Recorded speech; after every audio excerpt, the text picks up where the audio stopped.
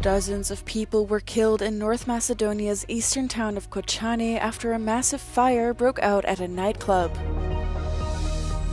Ukraine's general staff reported the complete withdrawal of their troops from the Russian town of Sudzha in the Kursk Oblast. Dozens of people were killed in North Macedonia's eastern town of Kočani after a massive fire broke out at a nightclub. Over 100 people have been hospitalized, according to the country's health minister. Interior Minister Panche Toshkovsky said the blaze began around 2:30 in the morning during a concert by a local pop group. The young clubgoers had apparently used pyrotechnics that caused the roof to catch fire.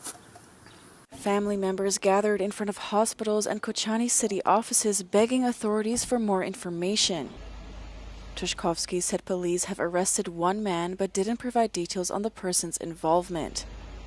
Condolences poured in from politicians across the region, including Albania's Prime Minister Edi Rama, the European Commissioner for Enlargement Marta Kos, and Ukrainian President Volodymyr Zelensky. Ukraine's general staff reported the complete withdrawal of their troops from the Russian town of Sudzha in the Kursk Oblast on Sunday. This was the biggest town they had occupied. On Saturday, Russia had reported and released footage of their recapture of the town. In Ukraine, Russian forces launched 90 attacks overnight on Saturday. The northern town of Chernihiv was struck by a wave of Russian drones, according to a top city official, Dmytro Brzezinski. Residential high-rise buildings and homes were hit, causing fires.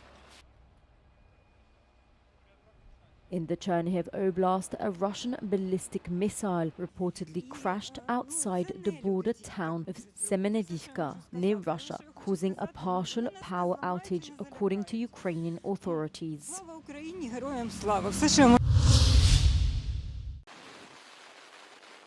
Houthi rebels in Yemen say at least 18 civilians were killed and some 24 others were injured after U.S. President Donald Trump ordered airstrikes on the group's stronghold territories.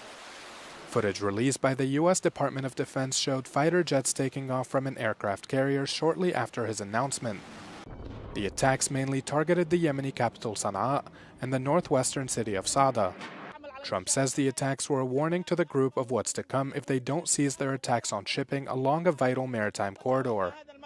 The Iran-backed group said they would resume attacks on vessels sailing off Yemen after Israel's latest blockade on Gaza. Trump threatened to use overwhelming lethal force, noting that he will not permit terrorist groups from interfering with U.S. business operations and interests. The U.S. president also warned Iran against supporting the Houthis and others, promising to hold them fully accountable for the actions of their proxies. At least 32 people were killed as a massive storm system triggered tornadoes, wildfires, and heavy rains across the United States. Officials say the storm covers an area that is home to more than 100 million people in central and southern areas. 8 people were killed in Kansas after heavy winds produced blowing dust on a major highway, causing collisions of more than 50 vehicles. 6 people were killed and 3 were reported missing as the storms ripped through Mississippi, according to Governor Tate Reeves. At least 12 were killed in Missouri, which recorded the most fatalities from all affected states, as it suffered scattered twisters. A state of emergency was declared by governors of Mississippi, Georgia, Arkansas, and Oklahoma, who are bracing for even more severe conditions. The storms triggered more than 100 wildfires. Oklahoma Governor Kevin Stills says blazes in his state burnt an area of almost 700 square kilometers. Onishi, the first Crew 10 astronaut through the hatch. A crew of 4 replacements for 2 stuck NASA astronauts were welcomed at the International Space Station on Sunday after their SpaceX capsule docked successfully.